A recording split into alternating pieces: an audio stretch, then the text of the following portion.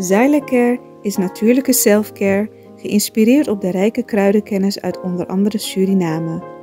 Voor vrouwen die willen herstellen, ontspannen en in balans komen in elke fase van het vrouw zijn. Of je nu net bent bevallen, je cyclus wilt ondersteunen of gewoon goed voor jezelf wilt zorgen. Zyla-Care is er voor jou. Onze pure kokosolie is perfect voor de tere babyhuid en de verzorging van moeders. Onze theesoorten en vaginale stoomkruiden brengen rust, reiniging en herstel. Gun het jezelf.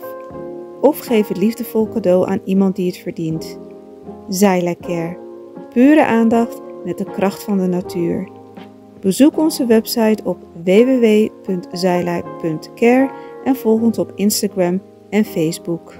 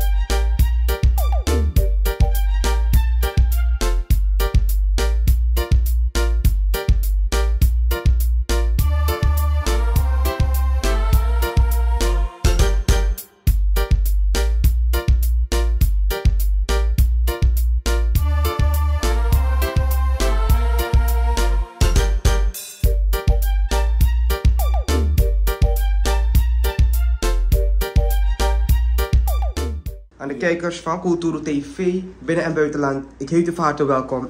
En ik ben vandaag hier met meneer Fraser.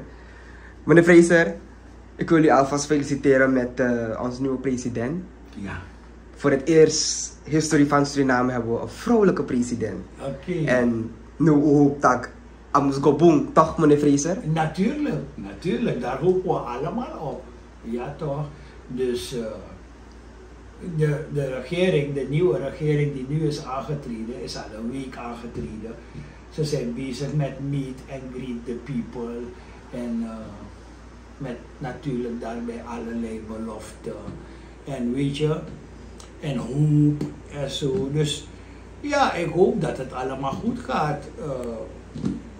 Iedereen heeft gesprongen om een vrouwelijke president.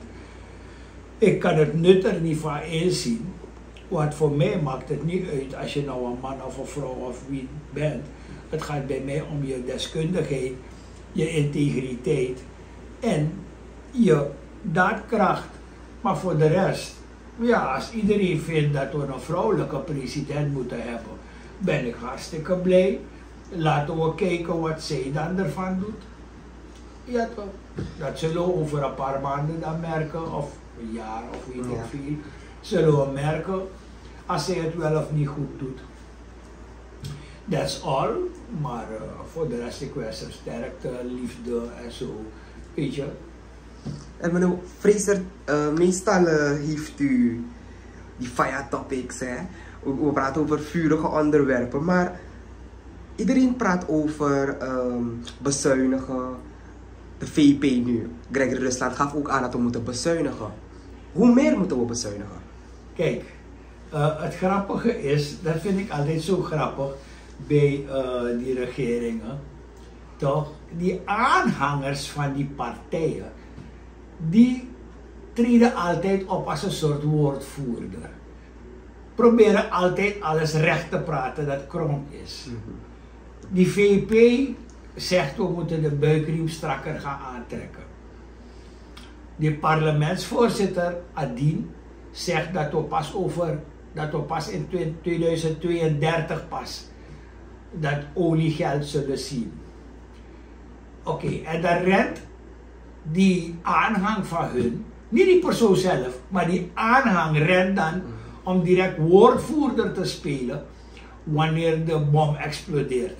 Want iedereen was direct heel erg teleurgesteld dat die VP heeft gesteld van we moeten die bruikriem nog strakker aantrekken. Dat wordt juist of de kist aan het thee. Is dat niet toch? Dus ik weet niet hoe strak hij bedoelt, kan je ook gaan berpen, ook gaan tegen maar zijn aanhang is direct naar voren gesprongen vanwege die kritiek die er geuit is. Van nee, die arme man heeft het niet zo bedoeld. Hij heeft het bedoeld dat we met z'n allen sober gaan moeten leven, zodat we samen uit het dal kunnen klimmen. Maar, nou komt het.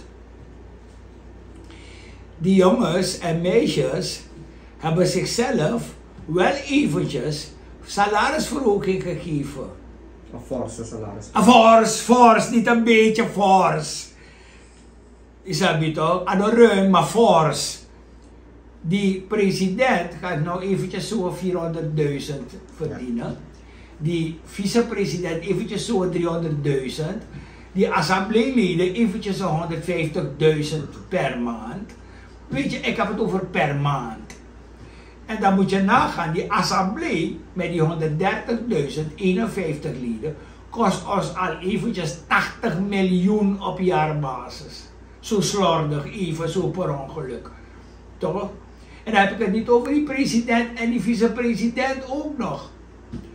Dus ik kan me dan niet indenken dat zo iemand dan gaat staan vertellen dat we met z'n allen moeten bezuinigen en een sober leven moeten leiden, terwijl jij jezelf juist vetmest ten koste van het arme volk. Maar, zoals ik het eerder heb gezegd, het volk mag niet klagen, moet niet klagen, mag niet klagen, want zij kiezen zelf ervoor. Zij kiezen er zelf voor. Ja, en dan moet je niet klagen, want je hebt zelf gekozen. Niemand heeft de best op je keel gezet. Het heet vrije en geheime verkiezing. Dus je was vrij en je hebt het geheim gedaan. Dus, je don't cost was, maar now you doing.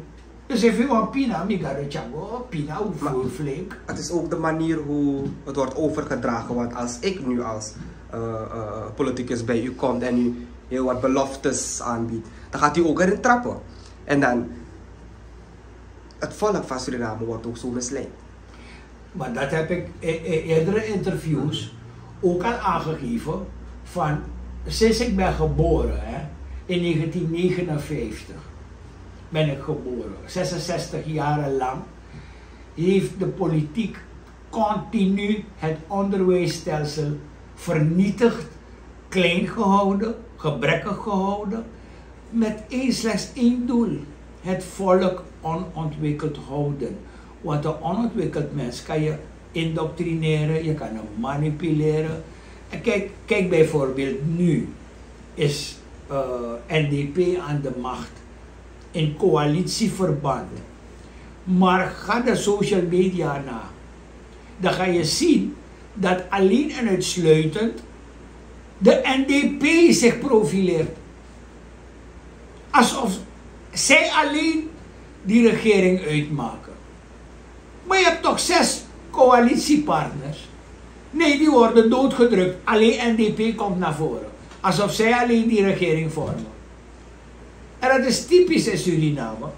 Vooral met NDP, ik noem het hardop en alles makati gemima met takelik vasande. Het is een heel dictatoriale partij.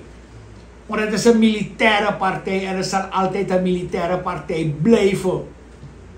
Het wordt nog steeds beheerd en beheerst door de militairen, de oud-militairen. Ik heb het niet over deze militairen, ik heb het over die oud-militairen van jaren 80. Het wordt nog steeds beheerd en beheerst. Kijk maar wie je zag bij die inauguratie. Die vroegere chefstaf. Zag je rondrennen daar. Hij had de coördinatie. Een man van over de 70. Ik bedoel, is het dan niet overduidelijk, Migado? Ik kan elkaar alleen. Die top is alleen militairen. Dus iedereen staat te springen om die Jenny Simons. Dat is leuk hoor. Ik vind het een hele leuke vrouw. Prachtige vrouw. Weet je. En ik hou van vrouwen. Dus ik vind haar prachtig. Is haar toch sexy en zo. Maar ze kan niks onder die dictatuur van die militairen boven haar. Zij gaan er het constant blijven voorkomen wat ze willen.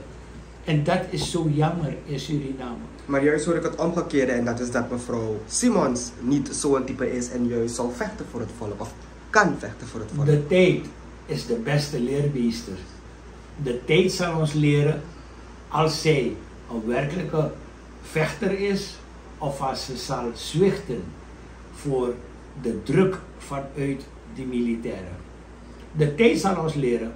We kunnen niks zeggen, we kunnen niks voorspellen. De tijd laten we afwachten. Het jammerlijke is alleen dat wij een regeerstelsel hebben waarbij wij slechts om de 5 jaren mogen gaan stemmen en eventueel als de regering het niet goed doet, ze pas kan wegstemmen. Maar dan zijn we 5 jaar lang verder. Hè? En hebben we verder 5 jaar lang het land verder vernietigd. Dus ik weet het niet. Ik vind het allemaal prachtig. Ik berust me erin. En ik vind het geweldig. Maar het volk loopt jarenlang, al decennia lang te schreeuwen. Dat zij maar zo blijven stemmen omdat zij geen alternatief hebben. En dat is de grootste leugen die ik ooit heb gehoord.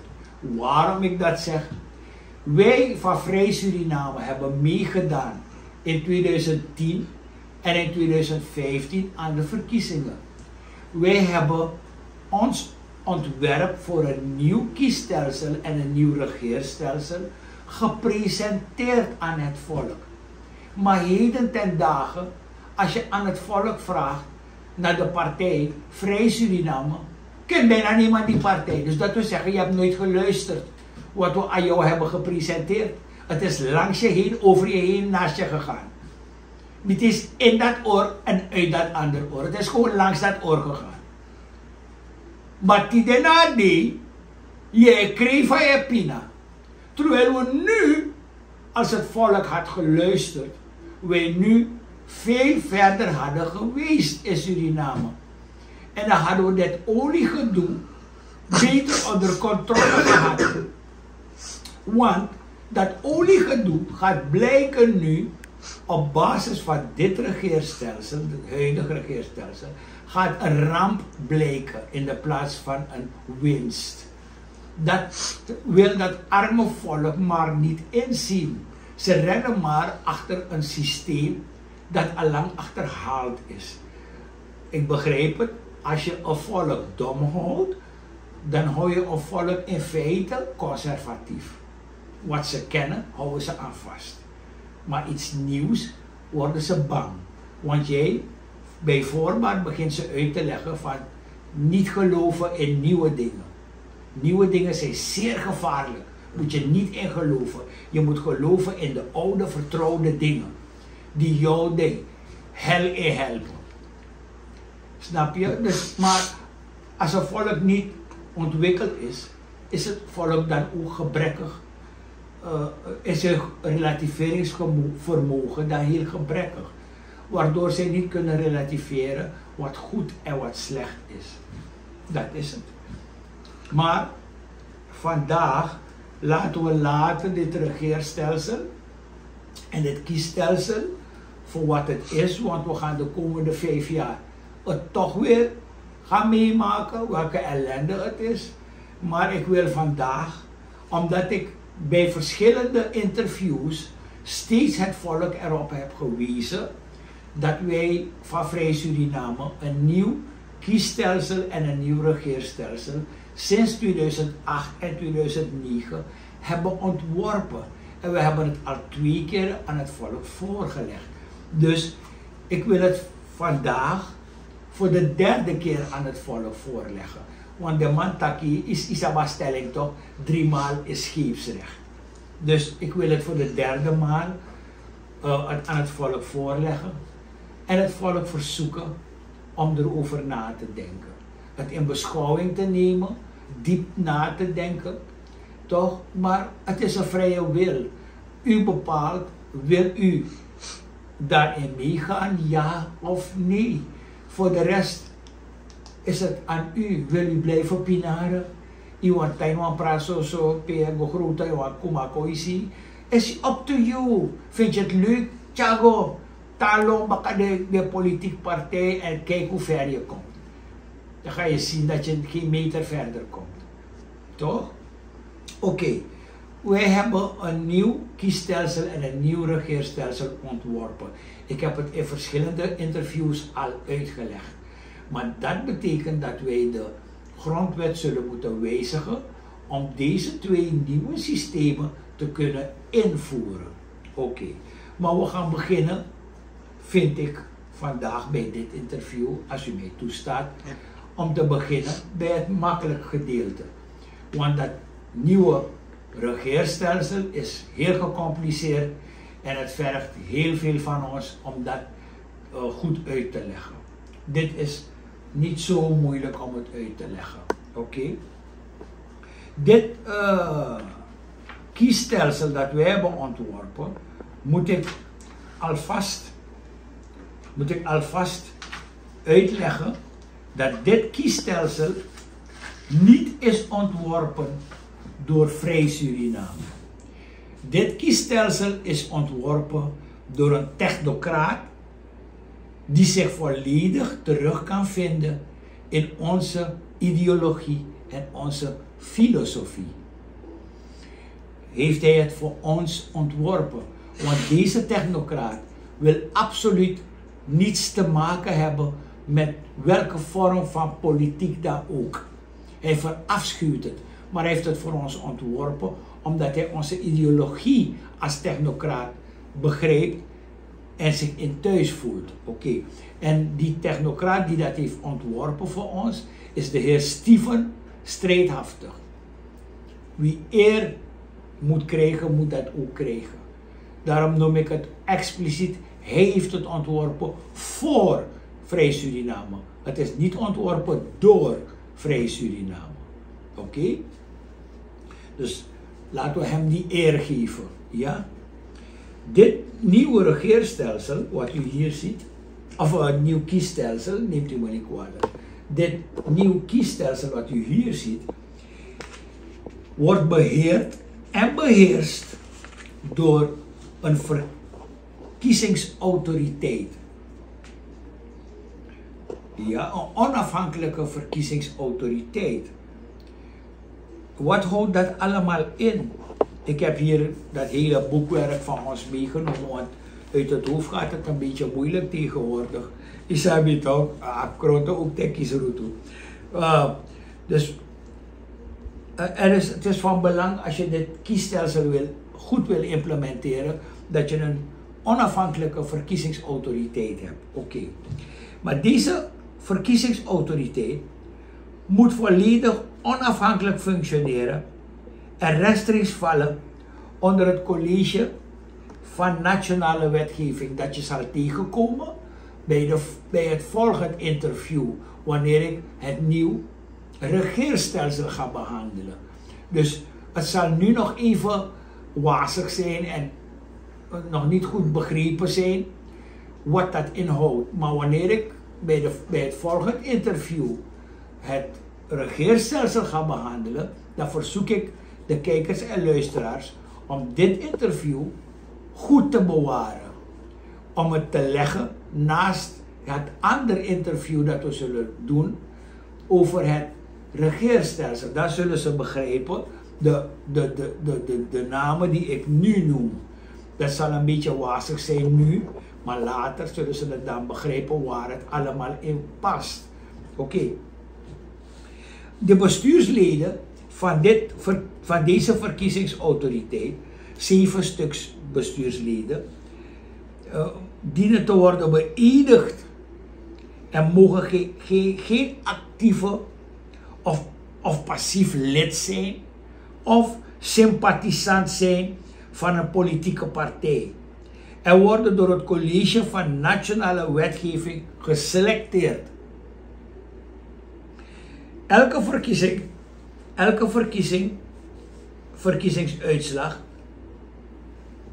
wordt door de verkiezingsautoriteit opgemaakt en voorgelegd aan het Hof van Justitie, die op haar beurt de verkiezingsuitslag bestudeert en na goedkeuring bindend verklaart.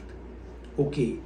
En zoals in een democratie past, heeft iedereen het recht op beroep.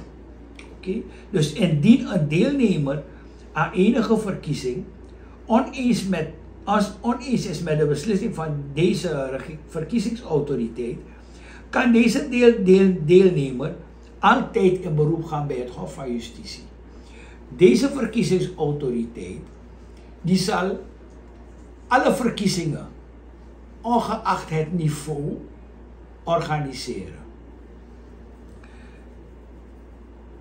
De werkwijze van deze verkiezingsautoriteit is absoluut transparant en voorkomt enige inmenging van derden, zoals politieke partijen. Daarom is het een onafhankelijk verkiezingsautoriteit. Niemand heeft daar invloed op, mag daar invloed op hebben. En daarom worden ze ook beëdigd, het bestuur van deze autoriteit.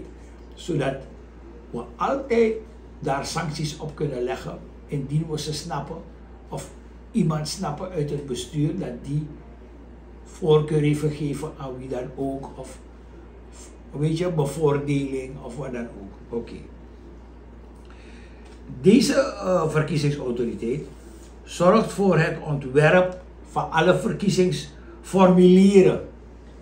Die formulieren waar mensen moeten gaan stemmen en de bijbehorende formaliteiten, zoals kandidatenlijst, etc. En legt deze ter goedkeuring voor aan het Hof van Justitie. Dan pas wordt die verkiezing georganiseerd. Dus je ziet de checks en balances. Er is constant controle op wat er gebeurt. Constant. Niemand kan enige frommel of fraude of whatever doen. Het wordt constant gecontroleerd en gemonitord. Oké. Alle verkiezingen dienen vrij en transparant. We gaan het veranderen. Niet geheim, maar transparant. Dat wil zeggen, waarom moet jij geheim in een hokje gaan staan? Politiek dwingt jou dat om te doen. Maar je stem uitbrengen is ten eerste een vrije wil. 2, waarom moet het geheim zijn? Als ik voor meneer A of meneer B wil stemmen, waarom moet het geheim zijn? Ik mag gerust zeggen, ik heb gestemd voor meneer A. Of ik heb gestemd voor meneer B. Klaar. Want uiteindelijk na die telling komt het toch naar voren hoeveel mensen voor meneer A en hoeveel mensen voor meneer B hebben gestemd. Dus wat voor flauwekul van dat geheim gedoe. Nee, het moet juist transparant zijn. Vrij en transparant. Zodat iedereen controle kan uitoefenen op welke stem, waar en wie wordt uitgebracht. Daarom zijn wij daar een voorstander van. Vrij, maar ook transparant. Zodat iedereen kan zien van Jantje heeft zoveel stemmen gehad, Pietje heeft zoveel stemmen gehad. Niet meer dat gefrommel met formulieren of dat in die tablet even uit. Want internet no boom. En dat de internet komt begaan in die tablet is zo trasani. Nee meneer. Oké. Dus, en er moet een constante controle op het ordelijk verloop en bewaking van die verkiezingsdocumenten geschieden. En dat moet uitgevoerd worden door de verkiezingsautoriteit, het Korps Politie Suriname, vertegenwoordigers van eventueel politieke partijen, andere autoriteiten of organisaties en eventueel ook internationale organisaties die daar bewaking over voeren. De verkiezingsautoriteit zorgt voor een constante evaluatie en draagt steeds haar bevindingen en eventuele verbeterpunten voor aan het College van Nationale Wetgeving, die zich daarover buigt en het goedkeurt en eventueel wetten implementeert om herhaling van fouten te voorkomen. Toch? Fouten worden er altijd gemaakt. Er bestaat niets op aarde dat vlekkeloos en foutloos is. Bestaat gewoon niet. Wat mensen in hun brein hebben is nooit perfect. Oké. Het nieuw kiesstelsel, dit kiesstelsel, is een heel simpel kiesstelsel dat wij hebben ontworpen, of tenminste dat die technocraat voor ons heeft ontworpen. Het zorgt voor een ultieme democratie. Ja? Tegen deze achtergrond is dit kiesstelsel evenwichtig, betrouwbaar, transparant en vooral eerlijk. Dus, want elke stem volgens dit kiesstelsel heeft hetzelfde gewicht en ook dezelfde rechten. Ja? Dus, je moet me niet kwalijk nemen dat ik veel lees, want het is een heel boekwerk hoor. Ik kan het allemaal weten toch, maar ik kan het allemaal denken. Ja toch? Dus, het heeft hetzelfde gewicht en dezelfde waarde, elke stem. Alwaar binnen de grenzen van Suriname je ook bent, als je stemgerechtigd bent, of ik ben een voorstander hoor, ik persoonlijk ben een voorstander van dat wij onze landgenoten in het buitenland een Surinaams paspoort ook geven. Dat zij ook de mogelijkheid hebben om ook mee te stemmen. Zodat zij ook betrokken zijn bij de Republiek Suriname. Want je hebt heel veel Surinamers die in het buitenland wonen. Pardon. Maar hun hart en ziel leeft in Suriname. Dus ik wil dat wij Surinamers, dus kinderen van Mama Srana die hier geboren zijn, uniten, verenigen, zodat wij, waar ter wereld je daar ook woont, jij recht hebt om ook mee te praten in Suriname, mee te stemmen, mee te oordelen, te helpen, op te bouwen en vooral te helpen de juiste richting te kiezen. Maar wat wij nou doen is Surinamers in het buitenland steeds uitsluiten. Sla me dood, ik weet niet waarom, Jarusu of weet ik veel. Maar het is dom. Want die mensen hebben gestudeerd in het buitenland. Studies die we hier niet eens hebben, hebben zij daar gedaan. Ze hebben ervaringen opgedaan. Dan waarom je ze tegen? Bigaro zijn ook kinderen van Suriname. Laat ze ook als kinderen samen dit land opbouwen. Daar ben ik persoonlijk een voorstander van hoor. Maar we gaan verder met het kiesstelsel. Het is van essentieel belang dat dit nieuw kiesstelsel, dat het Centraal Bureau voor Burgerzaken, CBB, gemoderniseerd wordt. En ook helemaal geautomatiseerd wordt. Zodat alle gegevens up-to-date zijn. Wat merk je in Suriname bij elke verkiezing? Dan moet er weer huis aan huis gelopen worden om te kijken wie in Suriname is, wie waar woont. En wat zie je iedere keer bij verkiezingen? Dat mensen die al lang dood zijn, een oproepingskaart krijgen om te gaan stemmen.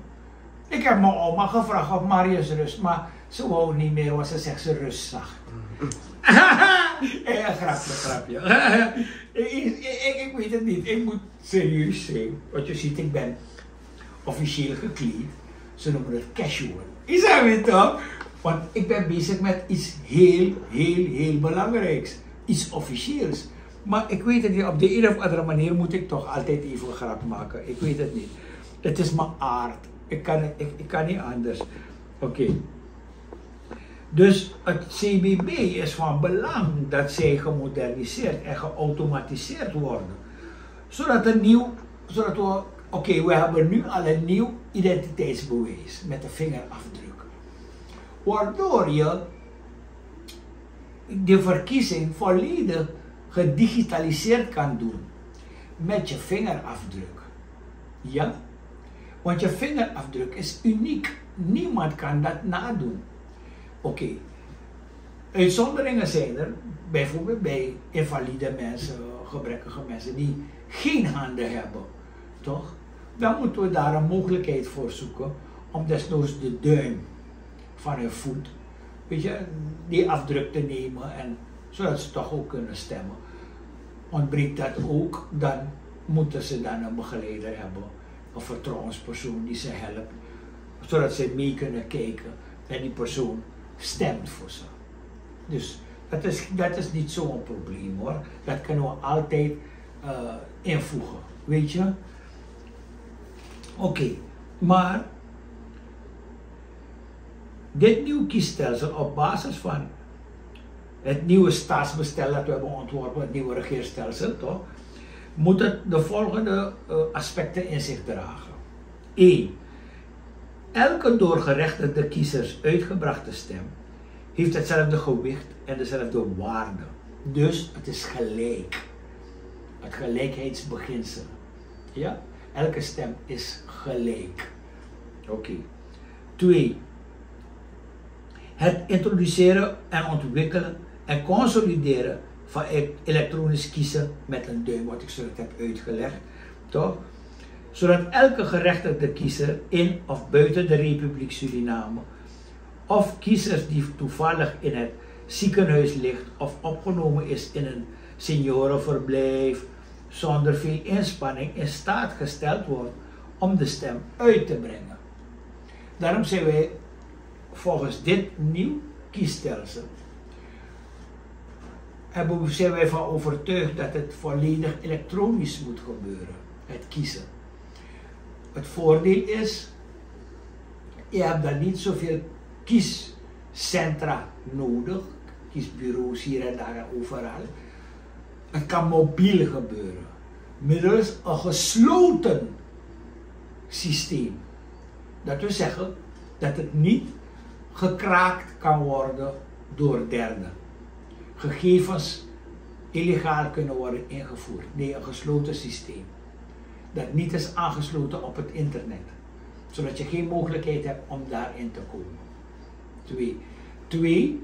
Vanwege die mobiele of die elektronisch systeem van kiezen, kan je bijvoorbeeld tablets in dat systeem hebben. Waardoor je met zo'n tablet naar zo'n bejaardentehuis bijvoorbeeld kan gaan, dat die oude mensen hun stem kunnen uitbrengen. Dat gesjouw met die mensen brengen naar een stembureau en dat soort flauwekul is onzin, is al lang achterhaald. Ga met die tablet naar het bejaardentehuis, mensen hebben ID-kaart, ze hebben een duim, het is in het systeem ingevoerd, want dat is van belang. Elke Surinamer in Suriname moet voorzien worden van een ID-kaart met een duimafdruk. Zodat het in dat systeem kan worden ingevoerd. Waardoor je nooit kan hebben dat Jantje, Pietje of Klaasje voor jou gaat staan stemmen. Of jouw stem gaat manipuleren. Dan wordt dat uitgesloten. Dus je gaat gewoon naar zo'n bejaardentehuis en die mensen die brengen hun stem uit. Je gaat naar een ziekenhuis, mensen brengen hun stem uit. Klaar. Heel simpel. Daarom is het van belang dat wij dan niet meer 1 dag stemmen, maar een week uittrekken om te stemmen. Zodat elke uithoek van Suriname mobiel kan worden voorzien van de mogelijkheid om te stemmen. Want stel je voor iemand die woont in Tepu. Het duurt 2 dagen om van Tepu naar Paramaribo te komen. Zijn we gek of kunnen we die helpen? Ik bedoel, godat zene, because my stem. De akaba. Begrijp je wat ik bedoel? Dus die flexibiliteit moeten we in dat kiesstelsel hebben. En doordat het een gesloten systeem is, kan niemand het kraken. Want het is niet aangesloten op geen enkel internet. Het is een gesloten systeem. Klaar. Het krijgt een sticker in die tablet. Klaar, het krijgt een sticker in. Je kan die tablet niet manipuleren, want die stick registreert alles. Het was maar stem als stickerregistrering. Klaar. Dus dat is het meest veilige en het meest handige. Het voordeel is ook dat organisatorisch het ook veel minder kost dan de gebruikelijke ouderwetse systemen die we nu hebben om te stemmen. Het kost het land miljoenen. Deze verkiezing heeft het land, ik geloof tussen de 20 en 30 miljoen gekost. Alleen maar om te stemmen. Miljoen, dan praat over dollars of Nee, Surinaams? SRD. Nee. Dat is toch wel... Nee, ik ben bang om US te gaan noemen. Nee, SRD. Voor zover ik het heb van de autoriteiten heb begrepen, is het tussen de 20 en de 30 miljoen. Alleen om een stem uit te brengen. Is toch verlies van middelen. Terwijl het heel makkelijk, heel flexibel en heel correct kan gebeuren middels een afgeschermd systeem.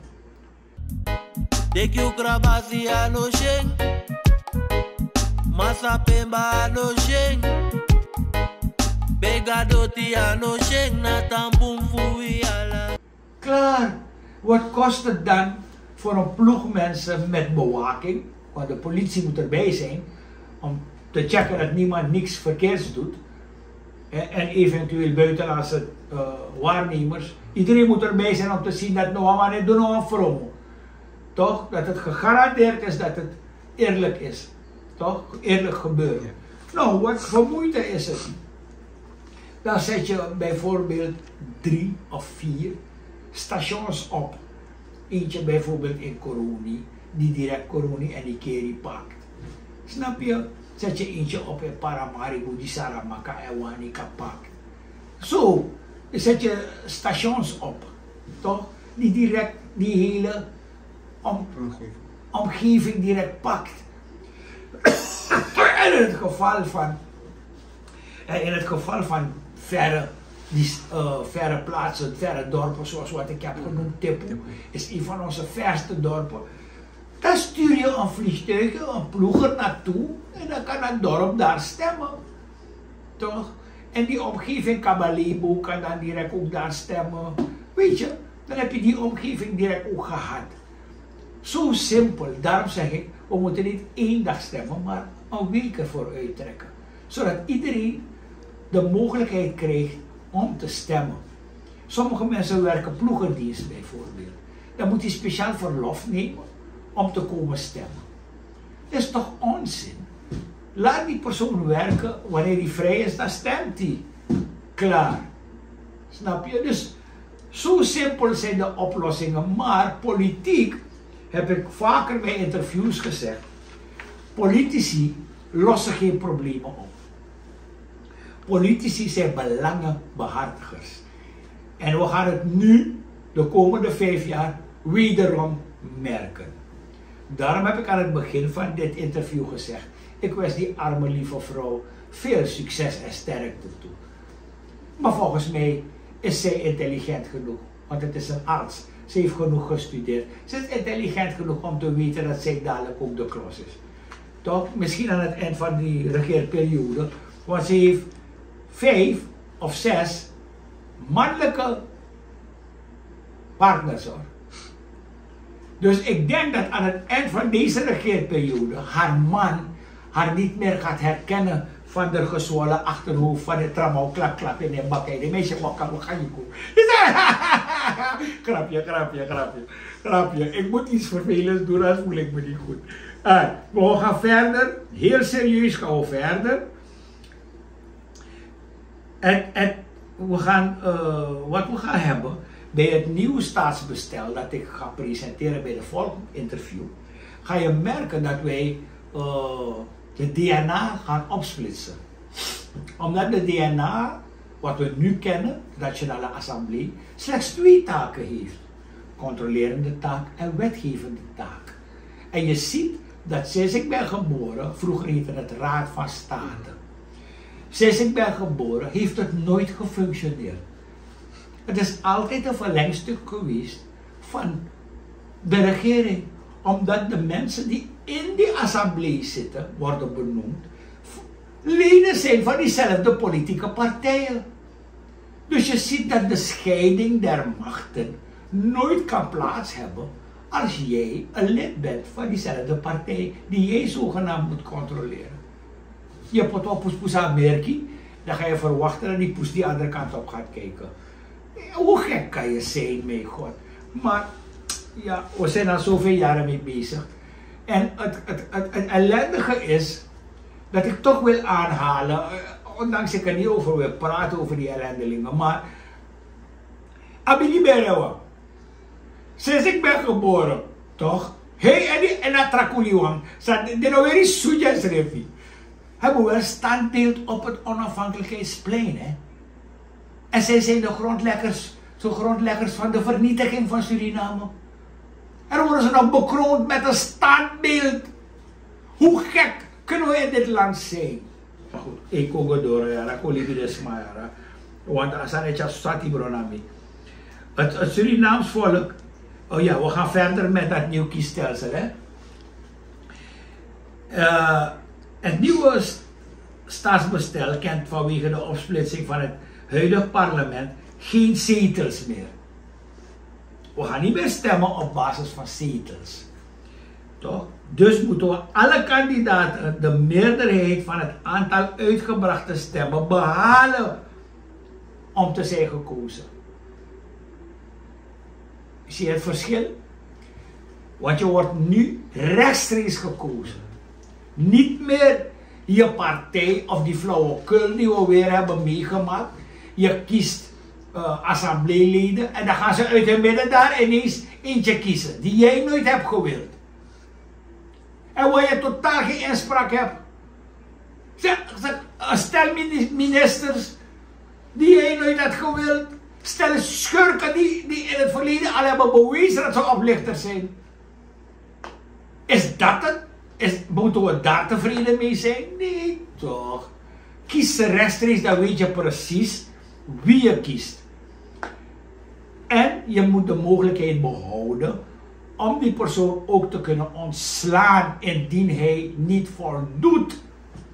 Want dat ontbreekt er nu. Je gaat nu stemmen.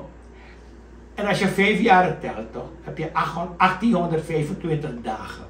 Van die 1825 dagen heb jij maar 1 dag dat jij de hoofdrolspeler bent in die film Staring. Daarna ben je dagoe. Je mag niets meer zeggen. Je moet gewoon in een hangmat gaan liggen. Niemand hoort jou, ziet jou, vraagt jou, niets. Het enige wat je nog kan doen is protestacties gaan voeren op straat. En dan zet die regering gewoon lekkertjes het leger en de politie in om je overhoop te schieten. En daarvoor heb je daar gekozen. Diezelfde regering waarvoor je daar hebt gekozen, die zet militairen in om je overhoop te schieten. Leuk, no? En dat noemen we democratie in Suriname. Hoe gek kunnen we zijn? Ik vraag me soms af, als ik van een andere planeet ben of zo. Want een logica in een systeem, minimaal volg een logica. Jij gaat stemmen en die persoon waarvoor jij hebt gestemd, die gaat je 5 jaar lang afstraffen. Door de politie en het leger op je af te sturen als je je mond open doet.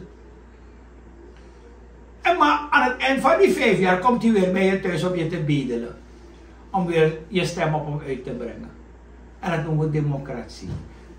We siki, sando de bouwheden. Maar goed, maar we gaan een kuur drinken, hè, voor genezing.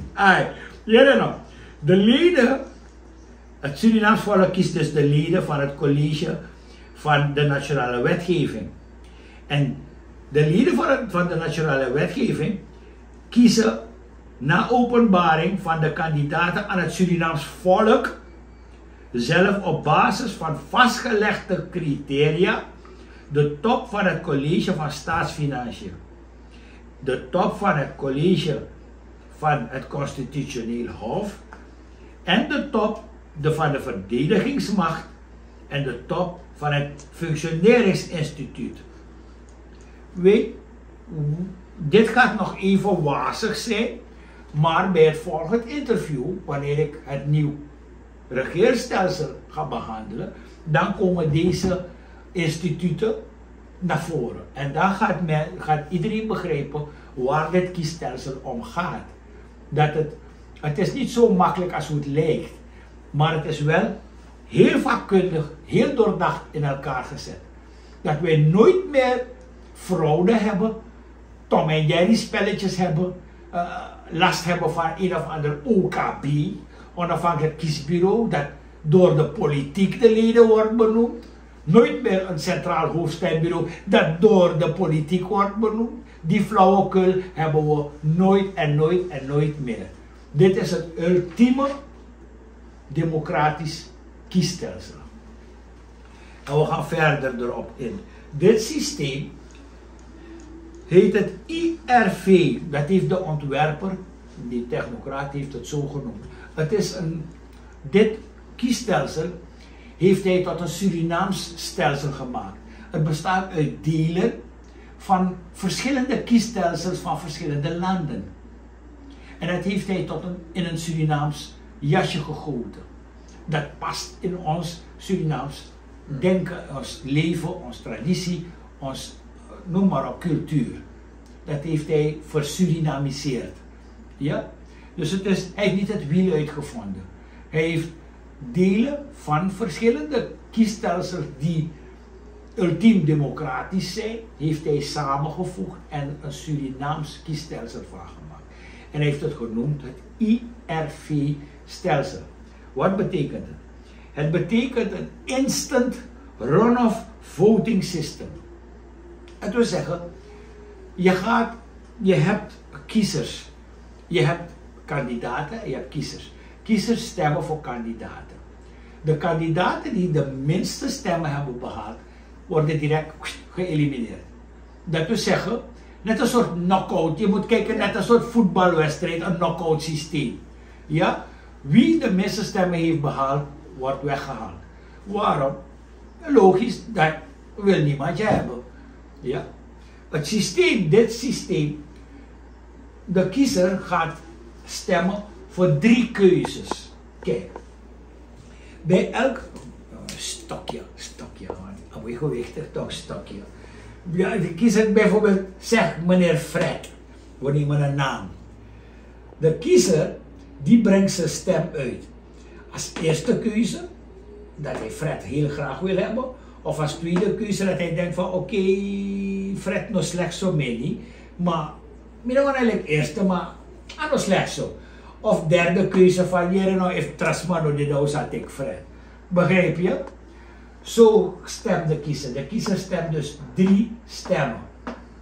Zegt de kiezer van meneer Daisy, vind ik niet echt om de eerste dat hij president, maar komt dat tweede keus.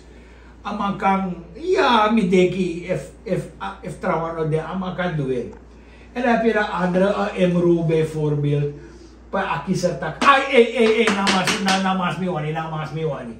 Mira dat namas da akisar is de eerste keus. Oké. Onthoud het. Het systeem werkt heel simpel. De kiezer brengt dus de voorkeurstemmen uit. Oké? Bij de eerste telling, wanneer we tellen, dit systeem heeft maximaal 10 kandidaten. Maakt niet uit waar ze vandaan komen. Als ze uit politieke partijen willen komen, of als ze uit het publiek zelf komen, uit het volk zelf. Aan de hand van de vastgelegde criteria, kan iemand, elke burger, ongeacht politieke partijen, kan die zich kandidaat stellen. Zijn kandidaatstelling dient hij in bij het Hof van Justitie, met zijn cv.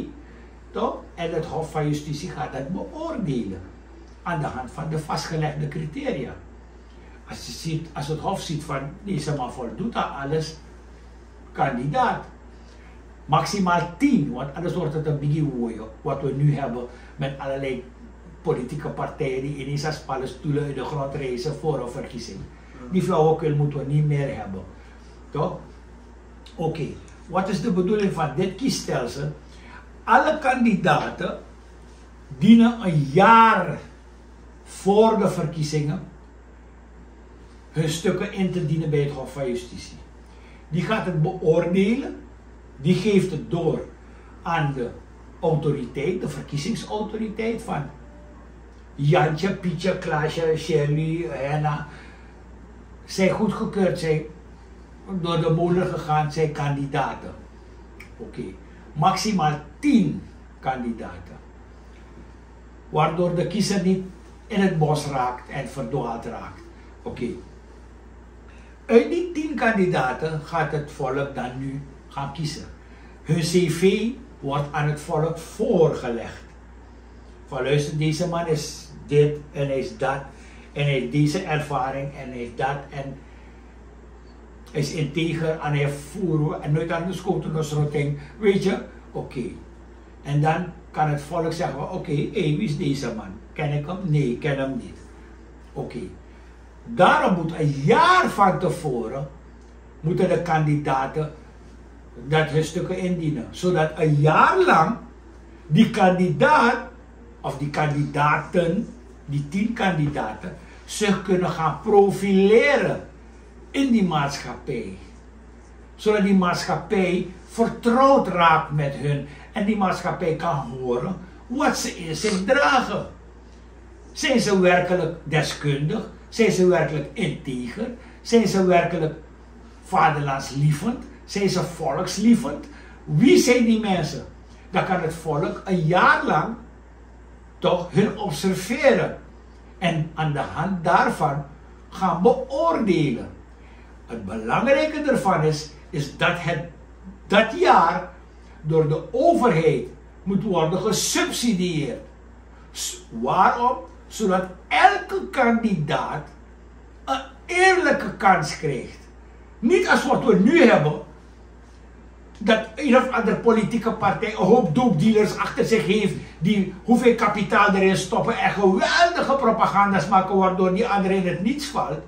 Nee, iedereen moet een gelijke kans krijgen, gelijke mogelijkheid hebben. Dus de overheid moet het subsidiëren, bijvoorbeeld middels televisiespotjes, televisieprogramma's, zodat de persoon zich kan profileren. Op een eerlijke manier iedereen de kans krijgt om zich te profileren. Iedereen krijgt dezelfde zendtijd, iedereen krijgt dezelfde mogelijkheden, dezelfde subsidie. Dan zijn we eerlijk bezig. Want dan heeft iedereen een eerlijke kans. Elke kandidaat heeft dan een eerlijke kans. Oké? Dus dat is van cruciaal belang. De overheid moet dat gaan subsidiëren.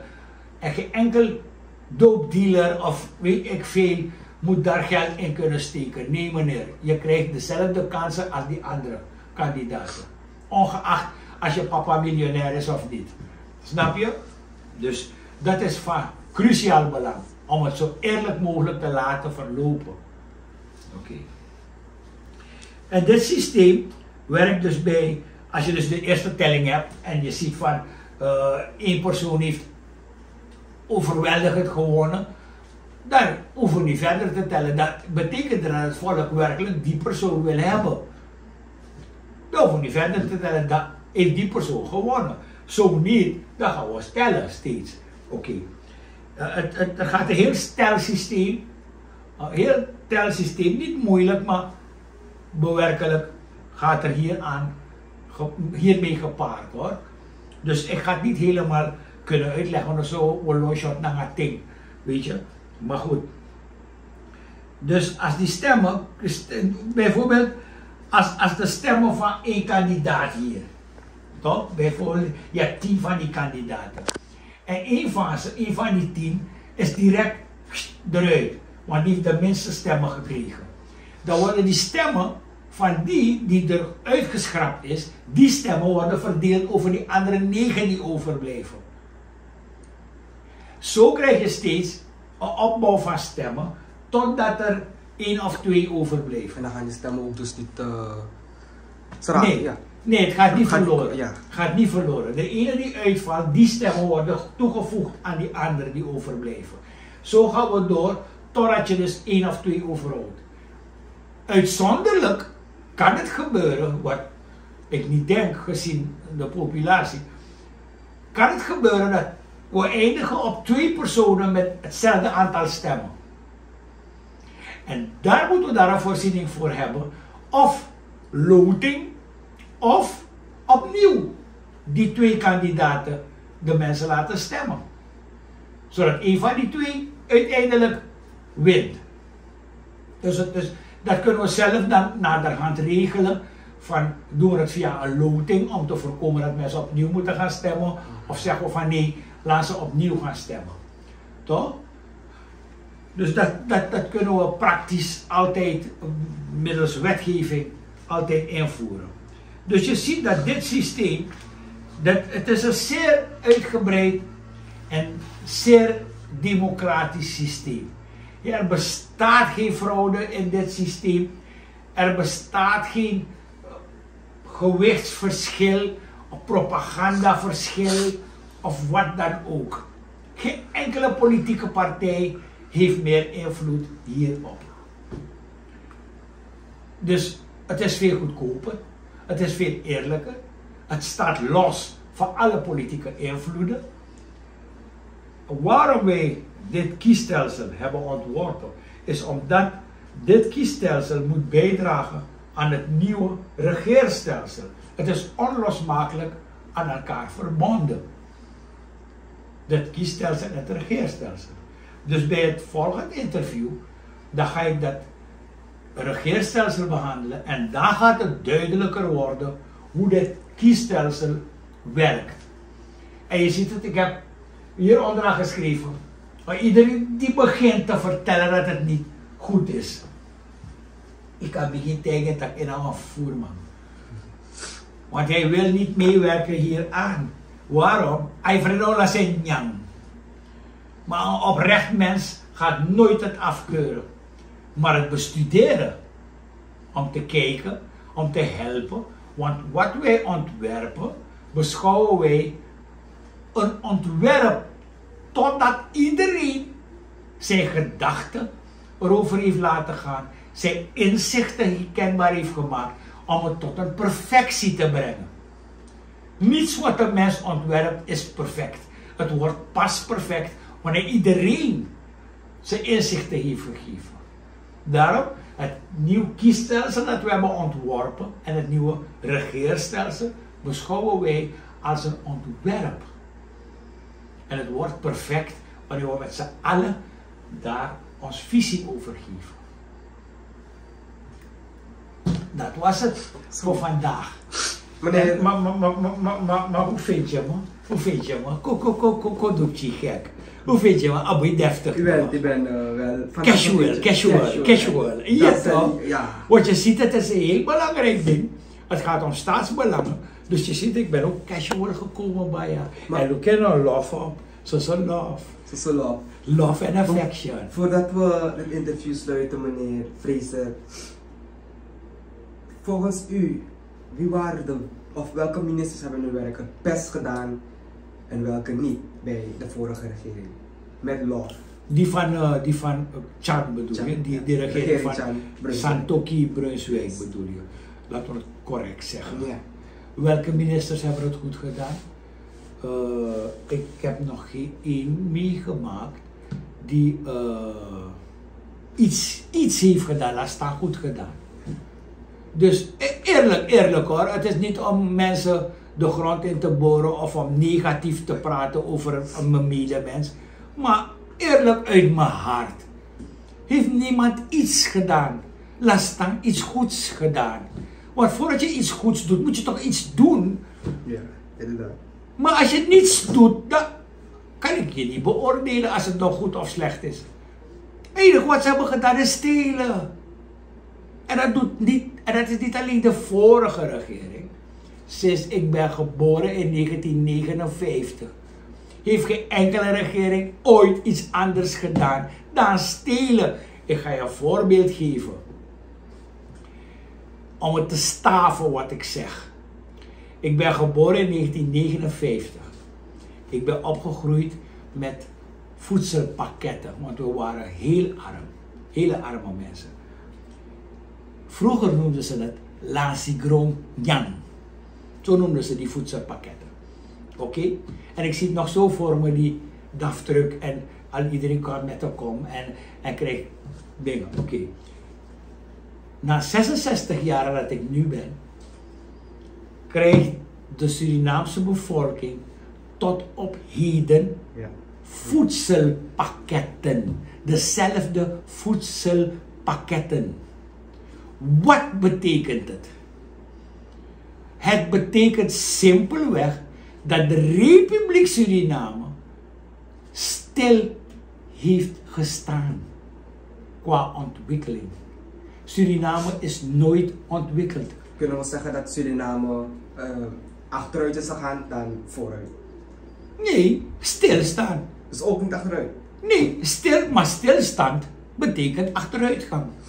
Stilstand betekent geen vooruitgang. Stilstand is achteruitgang. En het ergste is, dat wat ik eerder heb gezegd, dat die twee figuren, want voordat ik ben geboren, ik ben geboren in dat systeem van voedselpakketten. Dus dat wil zeggen, voordat ik was geboren deden ze het al. En die twee figuren die dat deden, die Pengel en die Lasmon, hebben ook nog standbeelden gekregen op het onafhankelijkheidsplein, om het volk te martelen. Dus eieren, ik weet niet, misschien ben ik van Pluto of van andere planeten, maar minimaal dik, minimaal begrijp als een volk. De machine op het stand, ik zoet het trouwen. Eigenlijk als standbeeld, ik zie het al wel eens een beetje meer. Is dat weet? Grapje. Maar ik bedoel, ik geef je de realiteit. Als een land 66 jaar stilstaat, Migado, welke vooruitgang ga je dan ooit boeken? Stilstaan betekent achteruitgang, want waarom betekent stilstaan achteruitgang? Alle systemen eroderen, met een mooi woord gezegd, eroderen. Dat wil zeggen, ze brokkelen af. Hoe wil jij een land gaan opbouwen met systemen die steeds verder afbrokkelen in de plaats van verbeteren? Wat zie je gebeuren? Uit ellende vlucht het volk het land uit. Bij een vorig interview heb ik het aangegeven dat we nu een 5e exodus gaan meemaken. Waarbij weer kader het land uit gaat vluchten. Omdat ze zien dat het onontwikkeld volk steeds blijft stemmen op meer van hetzelfde. Dus zij zien geen leven, geen vooruitgang, geen heil in wat er gebeurt. Dus dan gaan ze het land uit. En dan wat uiteindelijk, wat blijft er over dan? Isabi toch? Mio klaar dadelijk, mio tantum sila, klaar dadelijk. Isabi toch? Maar dan wat blijft er over, Bigado? Isabi toch? Dus, het is triest, maar wanneer ik het zeg, dat vind ik het misselijke altijd van dit volk. Wanneer je het Surinaams volk confronteert met de realiteit, weigert het volk te luisteren wat je zegt. Nee, je wordt direct weggezet als een negativist. Zo ziet het volk je direct. Je wordt direct een negativist genoemd. Maar het heeft niks te maken met negativiteit of positiviteit. Het heeft te maken met realiteit. Mikado, F1 manja bong, negi manja, meteen takay manja. Niet, ik hoop mezelf en jou voor de gek. Goed, takasalek van Sande. Dat zijn we beide geholpen. Maar ze namen een loop als Sandati. Als je tegen denkt van de Sande, word je direct weggezet als een negativist. Onheilsprofeet Dekari. Alles wat geweldig soort nonsens Dekari. Want ze willen het niet horen. Ze willen er niet mee geconfronteerd worden. Ze willen liever als een struisvogel hun kop in het zand stoppen. Maar daar schiet je niks mee op. Goed, meneer Fraser, dank u wel. En ik hoop dat het volk weer dus een oor zal geven hier aan de IFV. Ik hoop het bij God waar. Ik hoop het bij God waar. En dat het niet langs zijn oor gaat, maar wel binnen. Ik hoop dat het dit keer in dat oor gaat. Ja. Maar ik heb wel een vermoeden dat het zachtjes aan in dat oor gaat kruipen. Maar dat is niet zo lang. Want skuma, ik moet in de boven van agrekeer ding. Dus ik ben bang dat het nog een keertje toch wel gaat kruimelen en zakjes gaat kruipen in hun oren. Misschien niet direct hard, maar kruipen. Dankjewel, meneer Frieser. Lof op. Zorgen moet je doen, niet maken. Zorg is persoonlijk. Onze jongste patiënten krijgen daarom bij de huisartsenspoedpost ook een persoonlijke behandeling. Onze artsen zijn zeer bekwaam in het opvangen en behandelen van uw kind. Huisartsenspoedpost Suriname. Uw zorg is onze zorg.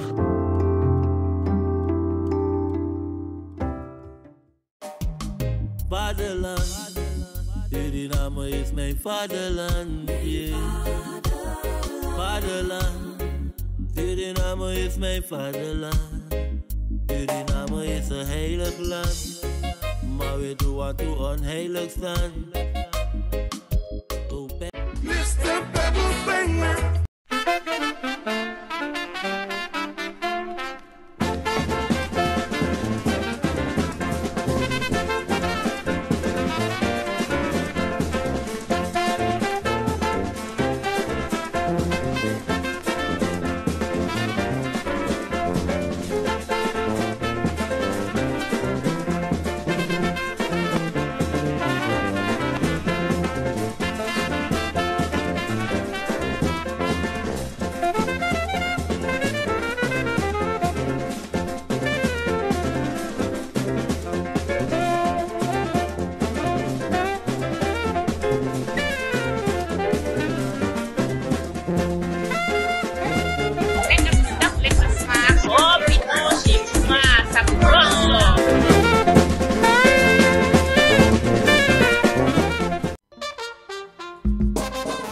Ook to this jari na grang fosten kotodansi fu differenti rutu.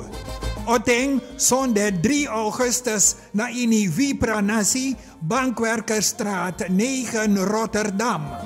Mist deze unieke ervaring van cultuur, muziek en mode niet. Een kotoshow van Naomi van Koten uit Suriname. Koluku mooi prodo missie, nanga mooi prodo Aisa. Wie wint de titel? Tante Mea ode ook toe aanwezig. Helen Meinals is uw gastvrouw. Poku ode fu, arki tori. Master Kaseko. Big time. Op maat. Pasensi familie en Essen en Friends. Surinaamse gerechten van Sweet Suripatu. Tickets verkrijgbaar via www.ticketkantoor.nl/shop/Grangala. Ook op de Bankwerkerstraat 7 tot 9 van dinsdag tot en met vrijdag tussen 12 uur en 5 uur 's middags. En kaarten ook bij Fred Kulturu Shop. Early bird tickets 17,50. Op is op, daarna €25. Inloop 2 uur 's middags, aanvang 3 uur tot 12:30 's nachts. Na Fosten Grand Gala 2025 Kotodansi, zondag 3 augustus, let wel, op de Bankwerkerstraat 7 Rotterdam.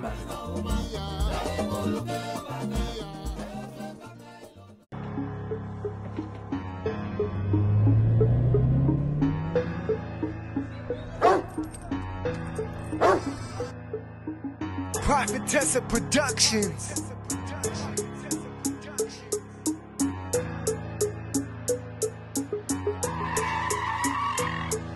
I don't know you, what the fuck you won't say to me. I'm telling you, don't play with me. You'll get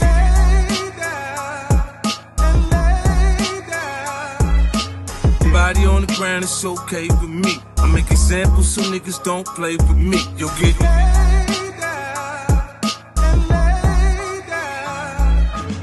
I make the bed rock like I'm on a yacht. Shit, citation, think quick, lick my cockpit. Times money, check my tourbillon movement. I'm rich, bitch. I say move, you get the move.